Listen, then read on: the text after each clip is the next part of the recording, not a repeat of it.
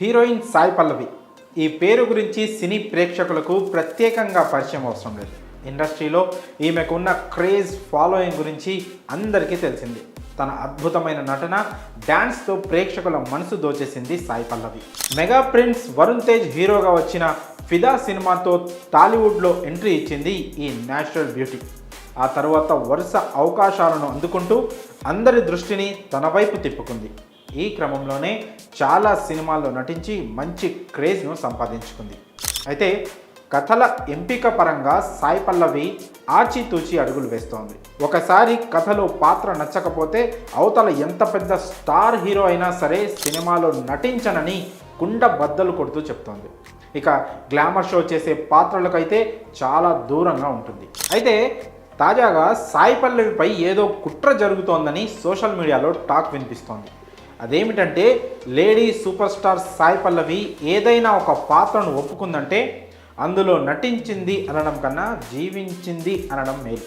అంతలా తన న్యాచురల్ నటనతో కో స్టార్లకు పోటీనిస్తుంది.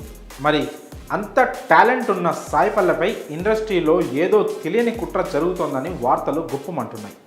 ఎందుకంటే ఇటీవలే సాయి పల్లవి నితీష్ తివారీ రామాయణం సినిమాలో నటిస్తుందన్న విషయం తెలిసింది.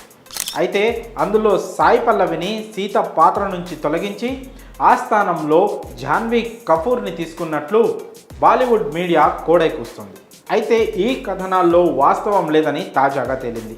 అవన్నీ కేవలం ఊహాగానాలేనని రుజువైంది. అలాగే అందం, తెలివితేటలు ఎన్ని ఉన్నా సాయి పల్లవి స్థానంలో జాన్వీ ఎప్పటికీ రీప్లేస్మెంట్ కాలేదు. పైగా సాయి పల్లవి నటన, టాలెంట్ మీద ఎవరైనా దిగదుడిపే. ఈ విషయంలో సీనియర్ దర్శకుడు నితీష్ తివారీ పూర్తి క్లారిటీతో ఉన్నారు. అంతేకాకుండా సీత పాత్రలో సాయి పల్లవి అయితేనే ఆ పాత్రకు న్యాయం చేయగలరని ఆయన భావిస్తున్నారట. కాగా సాయి పల్లవిని సీత పాత్ర నుంచి తొలగిస్తున్నారని సోషల్ మీడియాలో వచ్చే తప్పుడు గాసిప్లను అస్సలు నమ్మవద్దని కూడా చెప్తున్నారట. మరి ఏది ఏమైనా సీత పాత్రలో సాయి పల్లవి అయితే చాలా బాగుంటుంది. అయితే ఆ పాత్రలో ఒదిగి న్యాయం చేస్తుందని ఆమె ఫ్యాన్స్ కూడా సాయి పల్లవిపై ప్రశంసలు కురిపిస్తున్నారు.